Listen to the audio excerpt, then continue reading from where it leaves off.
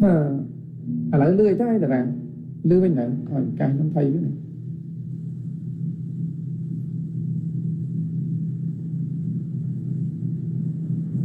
Let's go.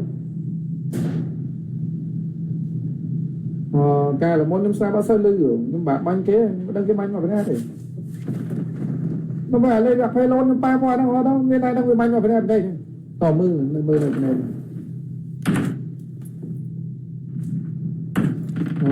Watch out.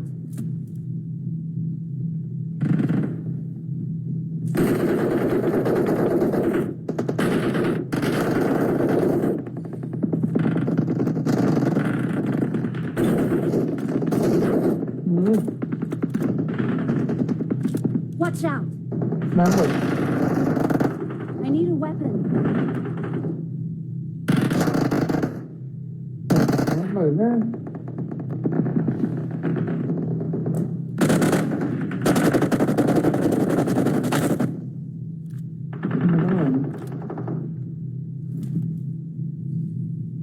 Mark the location. Ê, còn chơi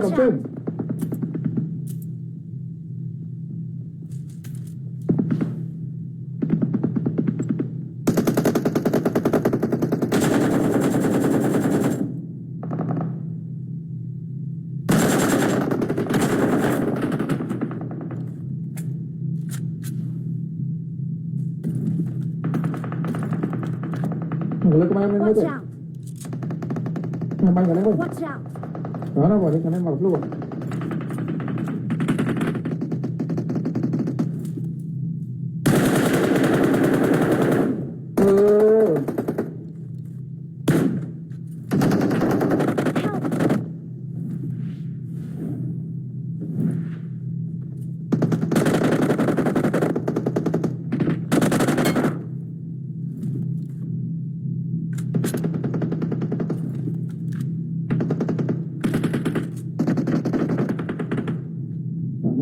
lừa cái máy lại mới chứ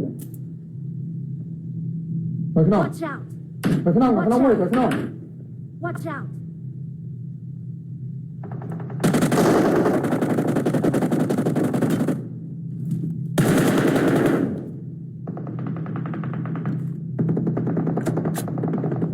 đúng rồi Watch out. sao đi khỏi nó em lại đi sao cái khỏi cái nón phải nó cái nó mới thế này khỏi làm ơi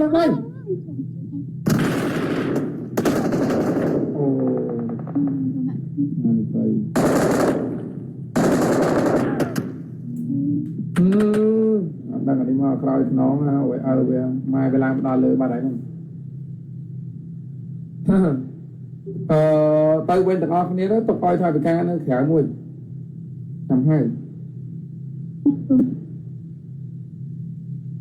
chơi mà khơi nó mất đồng ya bia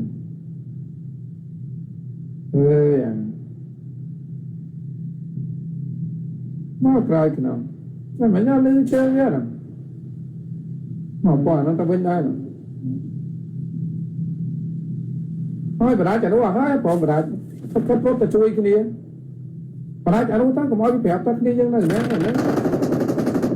bà đã nó là từ nhà cái ta cũng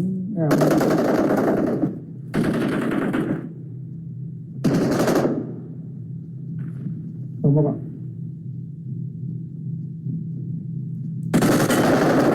I'm recalling a teammate. ở bên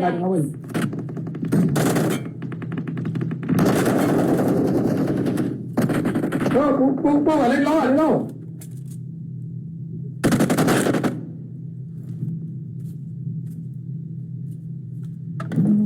mà nhắc đang mau khỏi nó không phải ngon mà mai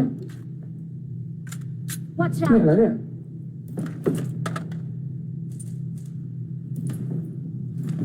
tại sao giờ nó cũng đấy mà nó đang mau khỏi nó không nhỉ bọn đang banh ngon bắt ở như vậy hả này lớn Watch out. nó kia đó chả nó cơm mấy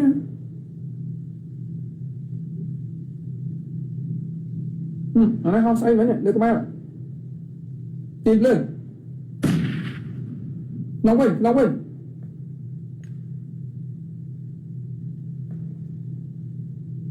nóng bình Watch nhìn lên out! là tôi nè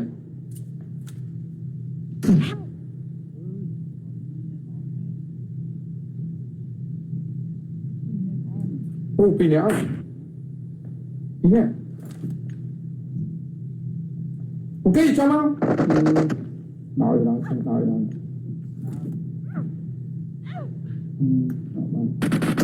I'm recalling a teammate. Help! Watch out! Thanks. kia mà Don't chúng ta give có up. chạy I'm chơi hai recalling mà a teammate. ô mà vào đây gọi bạn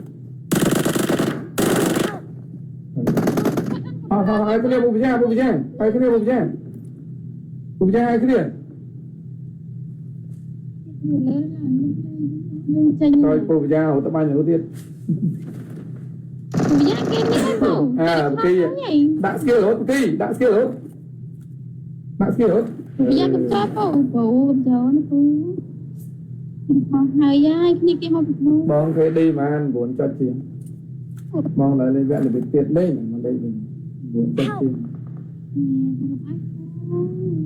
bao nhiêu bạn đọc cho ngày muốn mấy với lên ăn đám lên bánh cái lẹ tươi cho ngọt bảo nó ăn đám lên là cắt quay lại tiết tình mình đang sấy ở đâu bỏ đây món à đúng nghiệp món ngọt bạn là đúng mau lấy đúng lấy khỏi nó mau lấy nó trang tôi nghe nó bị đứng mau lấy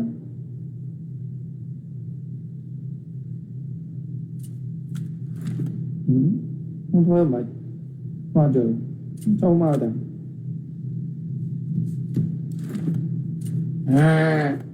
bật mình ồ châu bật mới đặt đang không bán mới cho chào ok trăm đi rồi nó toán đấy gặp là mọi bánh mình phải phát o mà phải phát biết đăng ta dương là đằng gì